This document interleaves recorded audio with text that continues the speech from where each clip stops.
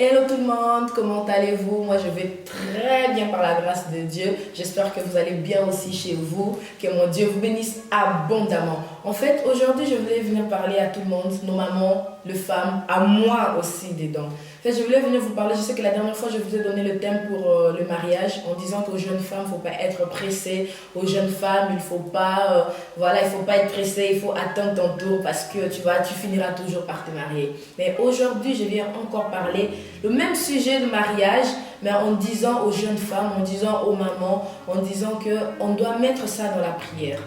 Parce que le mariage, c'est quelque chose qui n'est pas facile. Et le diable n'est jamais content pour le mariage. Et donc, il combat le mariage. C'est quelque chose qui n'est pas facile. Surtout nous, jeunes filles, on est en train de se préparer pour se marier. On doit vraiment le mettre dans la prière en disant que Dieu nous donne un homme bien, un homme qui sera là pour nous aider, un homme qui sera là pour nous soutenir. Mais que nous aussi, on sera là aussi pour l'aider, pour le soutenir. Qu'on ne soit pas un fardeau pour lui, que lui aussi ne soit pas un fardeau pour nous, mais on se soit un homme bien. Un homme qui a la crainte de Dieu. Aujourd'hui, j'entends beaucoup de gens dire en fait que l'homme parfait n'existe pas. Les hommes d'aujourd'hui sont toujours en train de tromper. Les hommes d'aujourd'hui sont toujours en train de faire ça. Les femmes, il faut accepter qu'un homme te trompe parce que c'est comme ça. Aujourd'hui, sincèrement, je viens de vous dire que moi, personnellement, je ne suis pas d'accord avec ça. Un homme parfait n'existe pas, oui, c'est vrai. Parce qu'il n'y a que Dieu qui est parfait. Mais un homme qui prie, un homme qui a la crainte de Dieu, cet homme-là ne trompe pas. Parce que cet homme-là, il a appris pas seulement à s'aimer, mais à aimer sa femme. Parce qu'un homme qui trompe sa femme, c'est un homme qui ne s'aime pas. Un homme qui trompe sa femme, c'est un homme qui ne se respecte pas et qui ne respecte pas sa femme ni sa famille. Donc, femme, sois prie.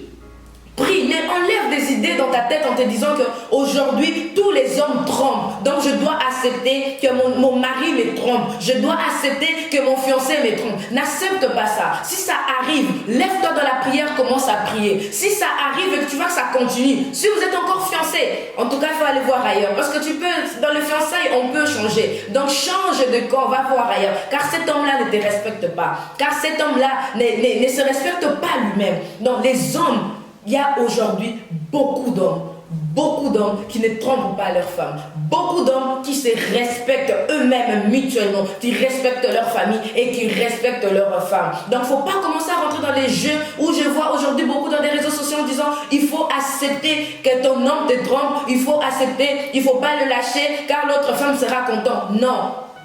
Un homme qui a la crainte de Dieu, je recommence encore, un homme qui a la crainte de Dieu, cet homme-là ne trompe pas. Et il y en a beaucoup, parce que j'entends aujourd'hui, on dit, non, les hommes-là n'existent plus, tout homme, même le pasteur trompe. C'est pas vrai mon frère, c'est pas vrai ma soeur. Le pasteur, il ne trompe pas. Le pasteur est fidèle avec sa femme. Pourquoi? Parce qu'avant que le pasteur s'aime, avant que le pasteur aime sa femme, le pasteur aime d'abord Dieu. Donc vous voyez cette différence. Donc, une personne, un homme ou une femme qui prie, cet homme-là ou cette femme-là, il aime son Dieu de tout son cœur. Donc, de la même manière où il aime son Dieu, c'est de la même manière où il s'aime. Et c'est de la même manière où il aime sa femme ou son mari.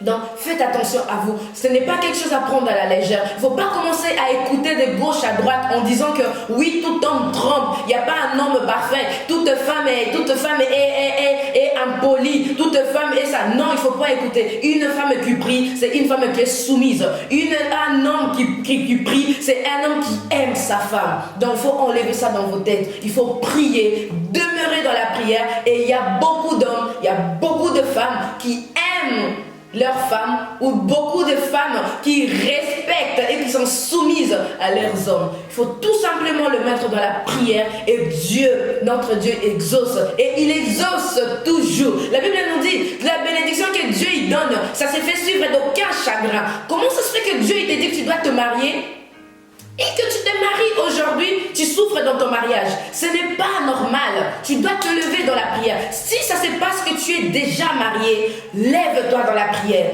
Commence à prier. Vous allez voir comment Dieu va changer les histoires. Vous allez voir comment Dieu va changer la situation. Mais si vous êtes encore dans le fiançailles, ma soeur, ça se passe une fois tu pries, tu vois que ça ne change pas. Change de plan. Sinon tu vas souffrir. Mais dans toutes ces choses, faut prier, car la bénédiction de Dieu ne se fait dans qu'un chagrin. Que mon Dieu vous bénisse abondamment. C'est Charlie Tesca de l'église La Puissance du Saint-Esprit, La Puissance du nom de Jésus-Christ à Charleroi en Belgique. Que mon Dieu vous bénisse. Bisous.